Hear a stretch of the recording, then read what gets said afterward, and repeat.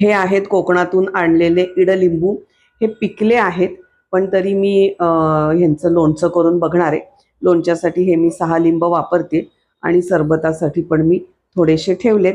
तर चला आधी करूया लोणचं. हे बघा, अशा पद्धतीने लिंबाच्या छोट्या छोट्या फोडी करून घेतल्यात.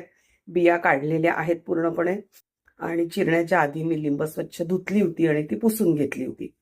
त्याच्यानंतर मोठा 1 चमचा मी लाल मिरची पावडर आणि 1 चमचा मीठ घेतलंय.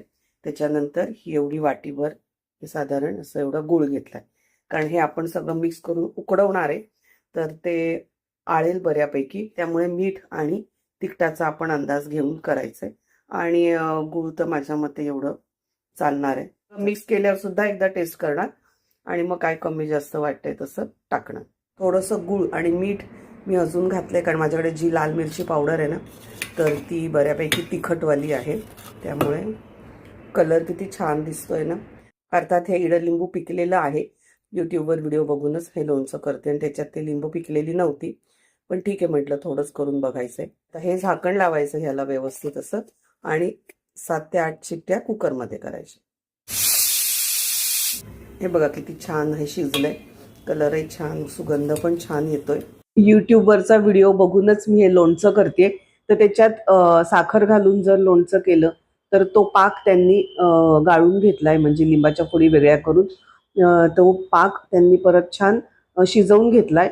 आणि गूळ घालून जो व्हिडिओ दाखवलेला आहे त्याच्यात त्यांनी सांगितले की कुकरची प्रोसेस झाल्यावर ते लोणचं 2-3 दिवस उन्हात ठेवायचं, म्हणजे तो पाक घट्ट होईल. हे जे इडलिंबू आणलंय ते पण मी कोकणातूनच, माझे एक फ्रेंड आहेत त्यांच्या आईने दिले. ही पण गावची भेट. यावेळेस म्हणजे महाशिवरात्री झाल्यानंतर सोमवारी मी मुंबईत आली आणि परत शुक्रवारी निघाली कोकणासाठी. सेकंडची ट्रिप ही माझी लग्नासाठीची होती आणि छान झालं, मस्त ट्रिप. दोन्ही वेळेस छान, एकदम उत्तम अनुभव गावकऱ्यांचा आणि सर्वच मंडळींचा. आणि सेकंड ट्रिपमध्ये मला हे इडलिंबू मिळाले होते, गावची भेट. तर त्याचं हे मी करते आहे लोणचं.